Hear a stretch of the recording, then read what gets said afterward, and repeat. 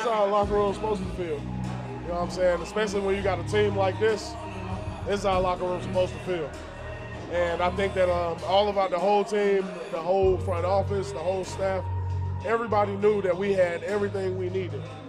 And obviously it was just a whole bunch of unfortunate situations happening and those losses piling up. But this is how it's supposed to be, and I think that this didn't surprise anybody here. And so we just hope to continue to put this product out week after week.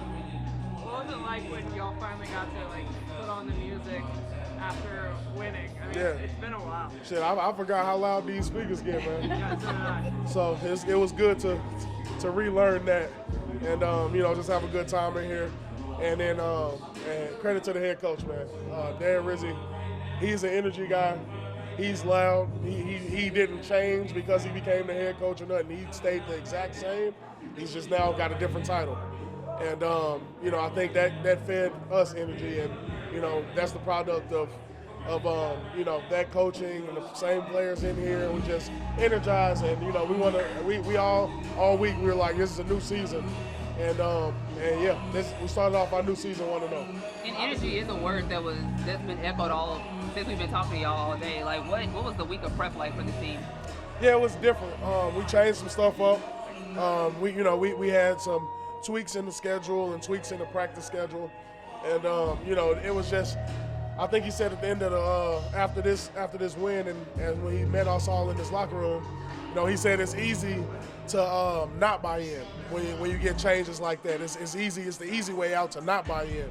But we had 100% buy-in from everybody on the team, all positions, all coaches, all front office staff, and we had 100% buy-in.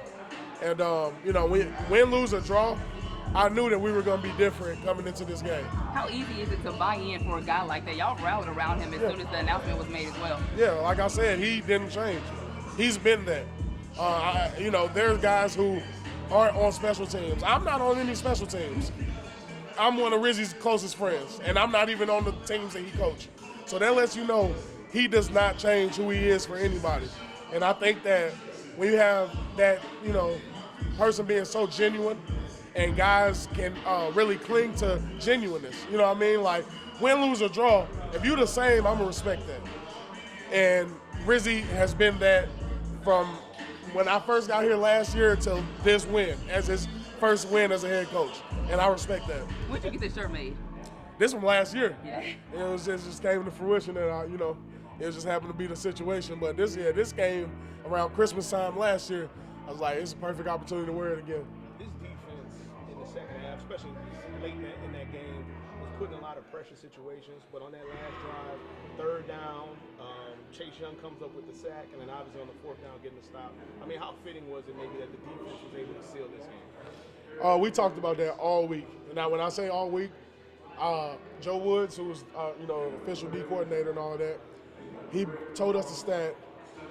8 out of our 9 games, we started the fourth quarter winning or in a one-score game. Every 8 out of 9 games. And he challenged us, and he said, and then that's when Double D stepped in and said that if we are winning by the time that the fourth quarter starts, it needs to be ball game. And that was a powerful message because the offense can't stop them from scoring points. That's our job. And so if we go into the fourth quarter winning, there's no reason at all that we should lose the game. And so that was a message that was echoed this week, and I think we just kind of took that to heart. And we obviously wanted to play good throughout the first 3 quarters, but that fourth quarter we took it seriously, and we knew that that's where we need to make changes. Because we've had plenty of games where we had three-quarter shutouts, 3 points. Everybody, they only get 3 points and field goals. We've had plenty of those games, and then guess what? Fourth quarter they scored 2 touchdowns, touchdown to field goal, something like that. Can't let that happen, and we got to continue to limit that going forward. And then even on that drive before Tyron coming up with that interception, it felt like a turnover was bound to happen, kind of with the way it was going, but him coming up with that. Yeah. Well, first of all, I'm happy for Tyron, man. He stepped up in front of the group and told us that he's going to be a catalyst for starting this change. And he said, he acknowledged and accepted and took accountability for his play. And I think everybody in the locker room grew up watching Tyrann Mathieu, including me. And so for him to get up in front of us as a moment like that and be a leader and in a very vulnerable moment as well, obviously not playing too well. And for him to acknowledge that himself, it kind of made us all look in the mirror. And because this is Tyrann Mathieu, this is the Honey Badger we're talking about. Like, this is not just a safety. This is one of the safeties. So we heard that and we were just like, all right, we all looked in the mirror and we said, it's gonna be us. And so, and we went out there and just tried to give everything we had. And like you said, that turnover was just a product of this week. We gave it everything this week. We bought in and got the results we wanted. Alvin had a special moment this game too. What was it like watching him break that Yeah, franchise? we knew it was gonna happen. I said it was gonna happen on the first carry of the game, but it was close. I think I got like 11 on the first game. Yeah, I'm about to say. But no, man, Alvin, he's the ultimate selfless teammate. Like, and I'm not just saying that. We've moved lockers since, but when I first got here and then up until this year, my locker was I was locker mates with Alvin, and we had talks. And man, he is like, for him to be as good as he is the most humble guy, selfless guy, and I couldn't be more happy for him to get a record like that and a win as well. And so, man, I'm happy for him.